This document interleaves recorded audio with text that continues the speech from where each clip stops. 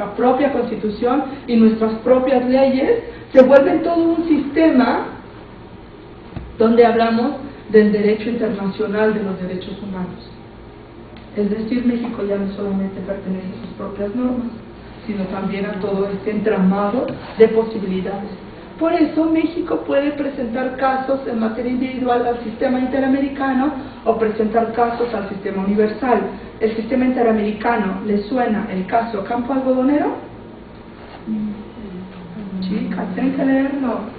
El Campo Algodonero tiene que ver con las muertas de Juárez. Y ahí la sentencia de la Corte donde condena al Estado mexicano y lo hace responsable sobre esas violaciones a derechos humanos, graves violaciones a derechos humanos, sobre las mujeres, tiene que ver con la no repetición de los hechos y argumenta en relación a la norma y en relación a las acciones que se tienen que implementar al interior de nuestro país y de los estados. Es ahí donde surgen todos los programas y todas las acciones que conocemos, y si no las conocemos, es momento de empezar. La comisión les puede ayudar mucho. Trabajamos con organizaciones de la sociedad civil que busca este entramado social, busca esta información entre las y los ciudadanos. Y bueno, eso es el sistema interamericano. ¿Cuándo surge esto? Cuando se agotan los mecanismos a nivel local, podemos ir a nivel internacional. Incluso ahora hay un candidato independiente que se llama Emilio Álvarez y Casa. ¿Lo han escuchado? Sí. Ese Emilio Álvarez y Casa fue presidente de la Comisión de Derechos Humanos del Distrito Federal, quiso postularse a la nacional, un asunto político. Él se va a la Comisión Interamericana de Derechos Humanos, pero la Comisión Interamericana tiene su corte interamericana, que hace una corte sí es jurisdiccional. La comisión no es o es semi-contencioso, cuasi jurisdiccional. ¿Qué quiere decir eso? Que la corte va a sentenciar sobre casos, mientras que la comisión va a invitar a la conciliación, va a invitar a toda esta parte de la figura de la defensa de los derechos humanos. ¿Por qué es importante que lo conozcan, compañeras de trabajo social? Porque ustedes tienen ahora que empezar a argumentar desde su trabajo y a documentarse desde el ámbito internacional, no solamente desde el ámbito local. Y bueno, en la CEDAW, por ejemplo, el artículo 5 de la CEDAW dice que se debe de trabajar sobre los cambios socioculturales de la población. En el 2012, México fue el último informe que le presentó al comité de la CEDAW en relación al cumplimiento de la misma, y decía que sí se han modificado las pautas de relaciones sociales, pero hay un informe sombra que también se le entrega por parte de la sociedad civil, donde plantea un escenario distinto. Las acciones, como bien ya les decía, en la Ciudad de México, el Atenea, el silbato incluso, tiene que ver con acciones o discriminación positiva, también se le llama, pero tienen una periodicidad. El tema es que estas acciones no han caducado. ¿Por qué? Porque no hemos trabajado en esta relación interpersonal entre las partes, no hemos logrado sensibilizar. Incluso se sabe que la práctica del acoso sigue siendo mucho más fuerte, ¿no? Incluso ya hay acoso en donde nos estamos acordando que sí exista y lo simbolizamos con pulseras. Entonces me pongo una pulsera, voy a la cajita feliz y ahí decido pues, si quiero o no quiero, ¿no? Poniéndomela, le doy todo un significado y entonces puedo tener acceso a estos tocamientos, pero hay una voluntad ahí entre las partes. Bueno, ya decíamos el sistema regional, el sistema normatividad nacional, la normatividad de algunos programas a nivel federal, a nivel local, en materia de derechos humanos. ¿Cuáles son los retos y los desafíos? Me parece que tiene que ver con el empoderar a las mujeres para el ejercicio de sus derechos desde el plano individual, es decir, desde cada una de nosotros tenemos que asumirnos como sujetas de derechos, poseedoras de esos derechos. Para eso tengo que conocer cuáles son mis derechos, ¿no? Recién ahora fui al hospital Inguarán materno infantil en Guarani me decían que cada vez las chicas llegan a más corta edad, porque pensamos, identificamos que el tema de derechos sexuales tiene que ver la finalidad de la reproducción, y no es así. Esta confusión que tenemos en lo social de no ejercer mi sexualidad o reprimir mi sexualidad porque creo que la finalidad solamente es la reproducción o la función es la reproducción, no me permite lograr este pleno ejercicio de esos derechos. Y bueno, veíamos como este asunto de que más jóvenes, ya es una problemática para la Ciudad de México, en donde las chicas están siendo más jóvenes mamás, 10, 11 años, ¿no? Entonces estamos en el plano individual desde un aspecto integral, lo biopsicosocial, y siempre en el centro el tema de la dignidad y la igualdad. Por otro lado, tenemos que hablar de los aspectos del ámbito social y comunitario, cómo nuestro trabajo se va a ver vinculado, cómo nuestro trabajo se va a ver impactado en las relaciones con el otro, con los otros. Cuando hablamos con una mujer empoderada, pues no es tan fácil.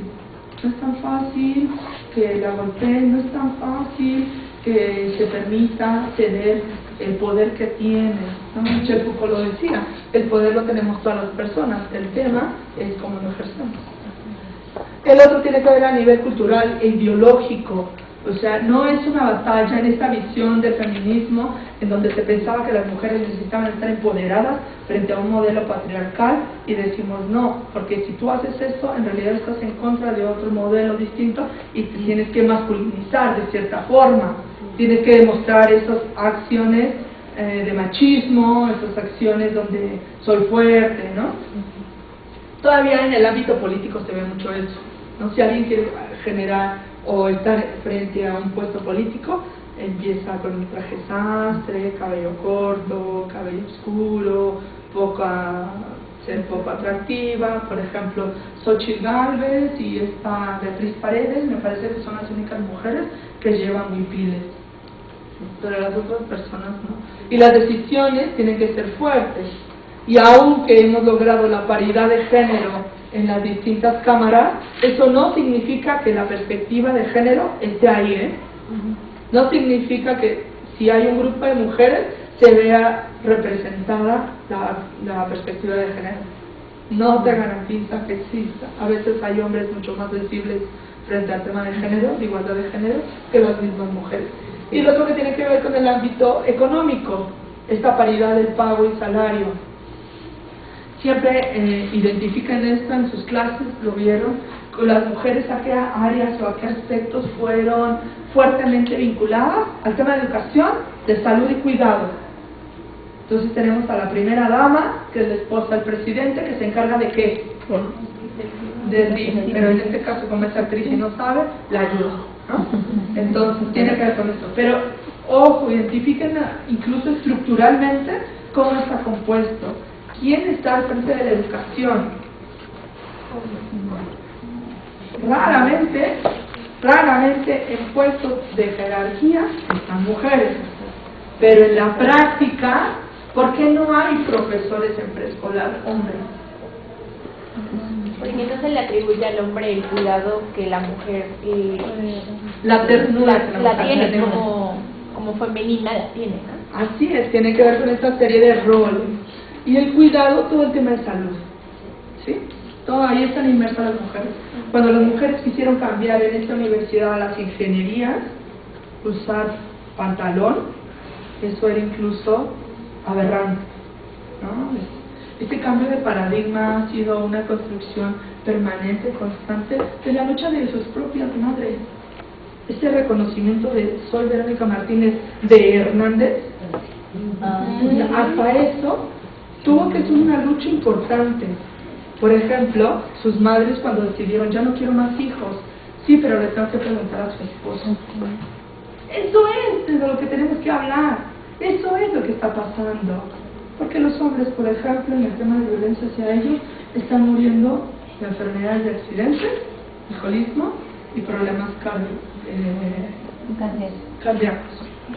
Tiene que ver muchas cosas con las emociones, cómo fueron educados, tú eres fuerte, tú eres... Ahí radica, ¿no? El comercial que decían, por ejemplo, también tiene que ver con eso, con las prácticas cotidianas, porque usted está más sensible, pero ¿y qué tal si no es tan sensible? Y dijera, no, si está mal estas mujeres, sí nos embrujaron, seguro.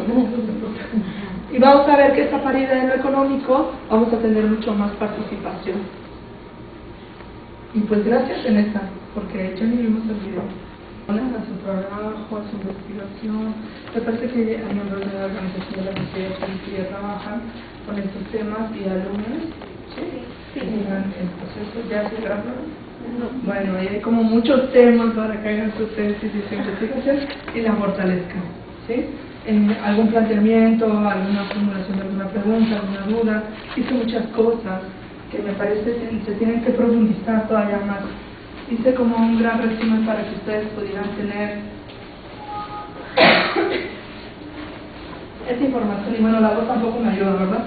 Pero sí, básicamente la idea es generar en ustedes algunos temas ahí que puedan ustedes seguir elaborando, trabajando. ¿Qué implica esta reforma? ¿Por qué nosotros como ciudadanos lo tenemos que conocer? Debemos hacerla exigible. Sí, cuando estamos con este tipo de situaciones en donde lo que estamos buscando es el empoderamiento de las mujeres desde una perspectiva de derechos humanos y desde una perspectiva de equidad de género, tendríamos que valorar, por ejemplo, ya con esta información, a qué hora sus hijos están en la escuela, cuáles las tareas que realizan, a qué hora las podemos encontrar. Ahí radica mucho desde este análisis más fino del contexto de las mujeres sobre el éxito o no de un programa o de una política pública. Ahí radica. Por ejemplo, cuando se hizo lo de este tema, no me acuerdo del programa, no sé si era de alimentos o de salud, pero bueno, que se les daba recursos a las familias por cada hijo que tuvieran. Cuando se hizo el programa federal por oportunidades, ¿qué es lo que pasó? Que no se planteó esto. Las mujeres empezaron a tener más hijos. Es decir, no se ve un asunto del programa desde esta perspectiva de equidad, desde esta perspectiva de igualdad. Porque no fue suficiente con dar recursos. Tienes que instalar en las comunidades, en los espacios, otras políticas que sigan fortaleciendo ese trabajo. Si tú creas programas que ayuden a la educación, al alfabetismo a estas mujeres, vas a dar información, que tomen decisiones sobre sus cuerpos. Otro que nos tocó más a los contemporáneos, compañeros, compañeras, tiene que ver con el desayuno escolar. Cuando se crea el desayuno escolar, fíjense, en ese entonces las mujeres y las familias pobres mandaban a los hijos.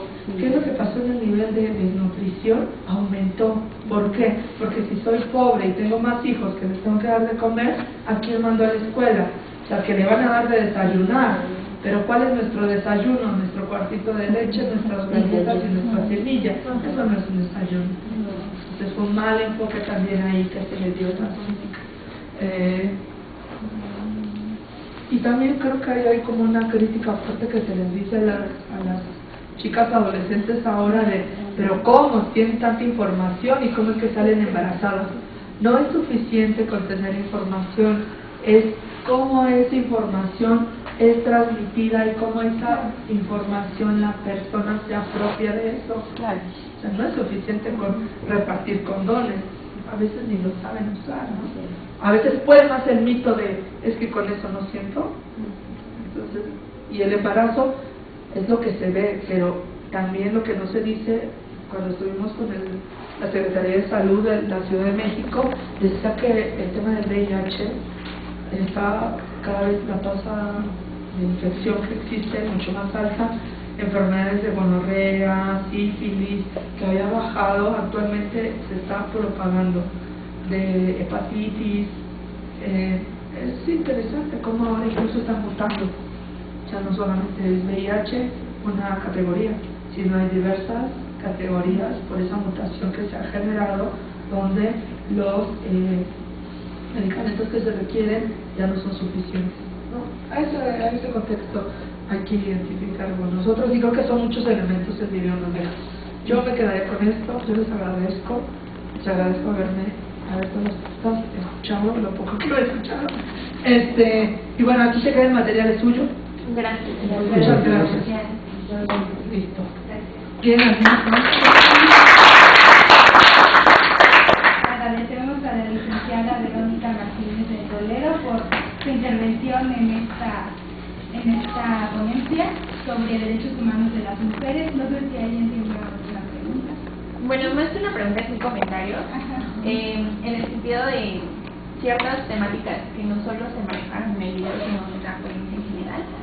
Lo de pastillas anticonceptivas, bueno, antes de llegar a ese punto, yo creo que este tipo de charlas, talleres, pláticas, ponencias, nos abre, o al menos desde mi punto personal, un conflicto, ¿no? Un conflicto social, un conflicto personal, familiar, en el cual, bueno, nosotras, como, al menos hablo como yo, como mujer, ¿cómo has llegado hasta ese punto, no? O sea, reproduciendo en un ámbito machista, en el cual dices, ¿cómo me voy a reproducir en un ámbito machista si yo soy una mujer y voy a cambiar? Bueno, pues te das cuenta que siguen habiendo prácticas, siguen incluyéndose en esas prácticas de cosas tan cotidianas. Estábamos viendo un video como nosotros compañeros, y algo tan sencillo que dije, no puede ser. Papá, no entres a la cocina porque me la vas a ensuciar. Y yo me quedé así, sí, yo he hecho eso. Y me quedé como que al principio dije, no es cierto. ¿Eso qué, no? Pero te das cuenta del contexto que va más allá, que es realmente decirle, tú no puedes, ese es mi trabajo, o de menospreciar también su capacidad, o establecer que yo soy la mujer y yo lo debo de hacer, ¿no? Entonces ciertas actividades que día a día te vas dando cuenta que no ves con la lupa de perspectiva de género, que no haces perspectiva de género, y que lo replicamos, ¿no? O sea, en el metro, ¿cómo está separado? Para las mujeres, para los hombres, mujeres, y para las personas con alguna preferencia sexual, ¿no? Y yo hasta apenas me enteré que el último vagón era para personas con otra preferencia. Y yo se lo dije un día a mis amigos, es que yo me subo ahí porque ahí no hay gente, no voy apretada. Eso yo lo decía, ¿no? En mi inocencia o en mi no saber. Ya cuando me enteré, yo dije, bueno, pues, ¿qué? O sea, no me hace más, no me hace menos ir ahí. No le estoy, o sea, estoy realmente quitando ciertas atribuciones, porque él es una persona con otra mentalidad. No, pues él es una persona, él es un ser humano, tiene derechos. Mientras no me viole los míos, podemos ser personas.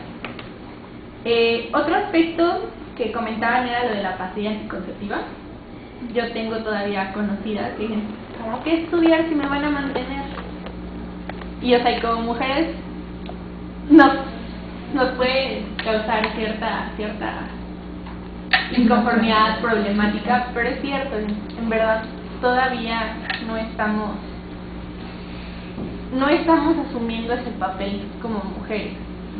Y esa parte, yo creo que, perdón que te interrumpa, pero más bien creo que ahí no queremos perder esos privilegios. No queremos perder. Como la que me apache, la que me viene, ¿no? Y las políticas públicas, como usted dijo, bueno, eso es un tema personal que me gusta mucho. Yo creo que más que ser una ayuda, es un paliativo que ha rezagado al país. No tanto como el hombre es más, la mujer no. Nos ha rezagado ambos, nos ha rezagado en todo aspecto. Y bueno, pues en lo personal, muchas gracias por la ponencia. Fue muy, muy buena. Muchas gracias. La esperamos ponencia si gusta. Gracias. ¿Alguien más? ¿Un comentario? Por favor, compañero. Pues yo nada más tenía como bueno, me sorprendió mucho cuando pasó la cuestión de cuántas leyes, normas, tratados hay, y creo que más bien ahí el reto es que nos acaba de mostrar que no los conocemos, ¿no? Entonces, no es tanto que el Estado o que no se hagan cosas, sí se hacen, pero también nuestra parte como personas es conocerlos, ¿no? Y cuando yo los conozco, entonces los puedo ejercer, pero si seguimos en esta ignorancia de no conocerlos, pues entonces tampoco voy a hacerlos respetar. Entonces el reto está ahí, en darle a conocer a las personas, o cómo hacemos para conocer nosotros esto cuando realmente no nos interesa, no nos ponemos como a investigar, bueno, yo como mujer, como cierta persona, qué derechos tengo, cómo los puedo ejercer. Bien lo dice usted, ¿no? Cuando se nos violan estos derechos es cuando nos interesamos y cuando empezamos a ver, pero antes de eso no. Entonces yo creo que el reto está en eso, en cómo hago yo como persona para conocer estos derechos y qué importancia le doy a esto, ¿no? Porque realmente no le doy ninguna importancia. El objetivo, entonces. Muy bien, pues les digo, la comisión está muy cerquita, aquí en Viveros. Entonces yo pertenezco a la Dirección de Educación. Hay casi el 70% de las personas que trabajan ahí trabajan en pro de la defensa de los derechos humanos, es decir, son abogados que frente a una queja de un ciudadano van a investigar qué es lo que pasó. ¿Y a quién investigan? A los servidores públicos. Yo trabajo en la parte preventiva, ellos en la parte correctiva, pues del hecho, yo en la parte correctiva. Si hay alguna duda, no saben a dónde ir, pueden pedir a la comisión a qué institución canalizar a la persona, o no me la quieren recibir en el Ministerio Público, ¿qué hago? ¿Pueden ustedes intervenir? En materia local, nosotros tenemos competencia. En materia federal, está la Comisión Nacional, que está también aquí, muy cerquita. ¿Cuál es la diferencia? El origen de la institución. Si el ISSSTE, el IMSS son instancias federales. El doctor ¿cómo se llama? De la clínica, del sector salud, del hospital, por ejemplo Luis Cabrera, el hospital general, tiene que ver que es en el ámbito local. Si tengo un problema en la delegación o tengo un problema con el policía auxiliar, son del ámbito local. Pero si estamos hablando de policía federal, del ejército, de marina, son del ámbito federal. Esa es nuestra diferencia de competencia. ¿Sí? Y pues bueno, muchísimas gracias nuevamente. Tengan una excelente tarde y les dejo la Gracias.